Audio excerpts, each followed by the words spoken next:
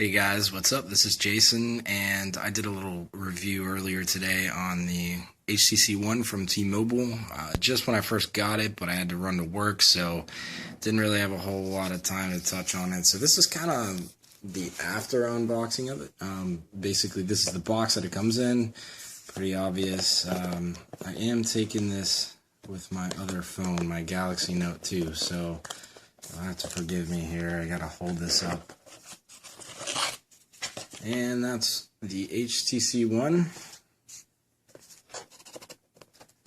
Just underneath here, you got your normal stuff, your chargers, a little sticker here that tells you some information on the phone, IMEI and SIM card stuff here, just instructions on how to do the SIM card, and of course, terms and conditions and instruction manual with the return policy. But of course, over here is our featured device. This is going to be the HTC One, just released today by T-Mobile. And without further ado, just go ahead and turn it on. So I did today actually already booted up the device. We put in the SIM card and activated it, so it's good to go. I loaded on a few applications on here as well, and also started up my Blink feed.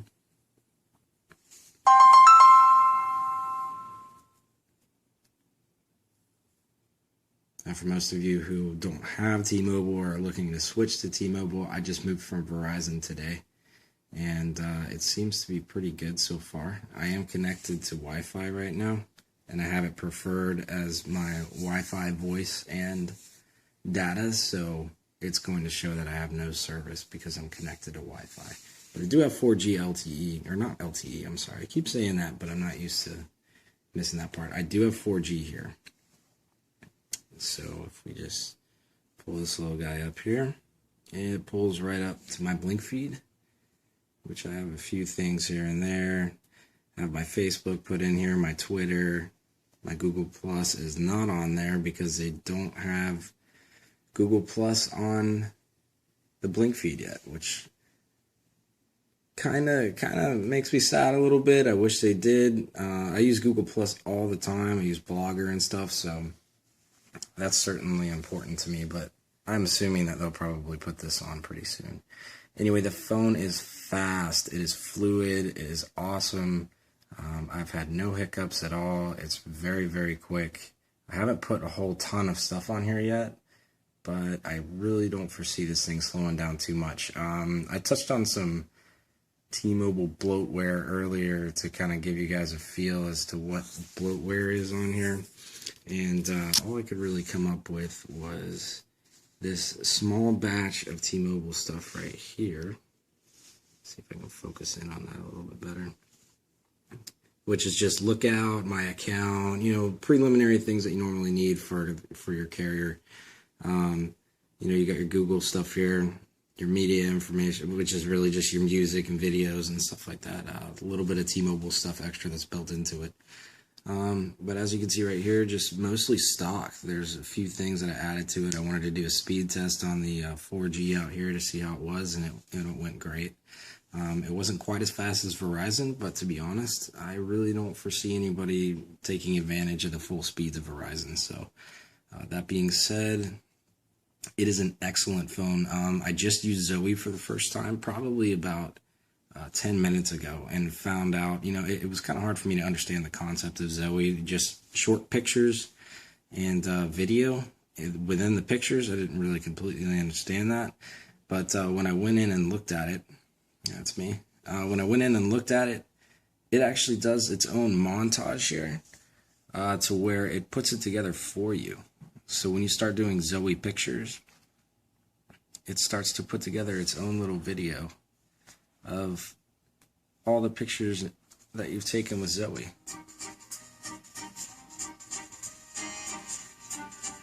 And adds music, its own effects. It's almost like it does all the editing for you. And I thought that was really, really awesome. I was super impressed by this. These are just I was just playing around with the camera trying to get a feel for Zoe and the low light pictures and whatnot and a few little effects, but it threw it into black and white on its own.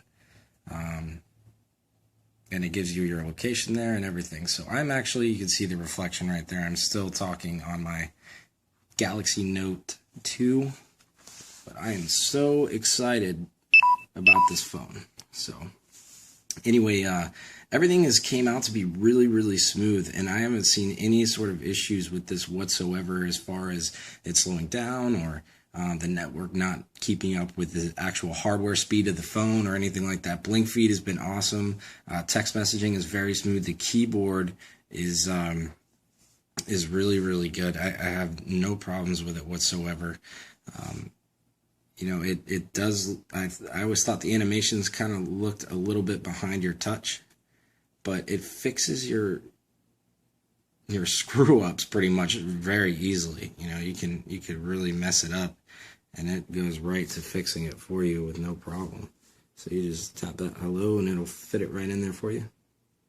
That's a really nice feature. Most of them have autocorrect. It's really nothing new, but this phone in particular, this seems to do an amazing job with it. So I like it a lot. The T-Mobile version is really, really bloat free. They give you your essentials, and that's pretty much what you get. They don't throw in a bunch of crap there. The only extras that you really have here are going to be the actual HTC applications that they put into their own stuff to allow you to network a little bit better. You can upload your Zoe into different areas of HTC so that you can just send somebody a link and they can view your Zoe files, because you're not going to be able to really text those, and it might be difficult for somebody to see those. So instead of worrying about large data messaging and things like that, you can just go ahead and take a Zoe picture and then just send it over to your friend via a link, and they can watch the link on their PC or their laptop or whatever. I know I have paint on my hands. I came from work, but don't worry. It is very, very dry, and my phone is very, very clean. There is no paint on it. So that being said, the T-Mobile version has been great. I have no issues with it so far, and if you guys are looking to root it, I'm sure it's probably going to be a lot of fun to root. The hardware on it is amazing. The notification bar is very clean. T-Mobile does give you this notification bar up here, and you can use that to track your text messages or the amount of text messages and phone calls and stuff like that. But I'm on the unlimited data, so that shouldn't really be an issue for me. Other than that, the web browsing has been quick, messaging easy, phone calls, the clarity is absolutely superb. It is the best clarity that I've ever had on a phone, and I am super, super happy with it. Like I said, you can just hear people so well on this phone, and there's a little noise cancellation right there, this little guy right there. And that will actually assist you with then canceling noise in the background to be able to make you hear the person that you're speaking to much, much clearer. And that is really awesome. Front-facing camera, awesome. This whole here it is right here. The Beats audio right here is really, really nice.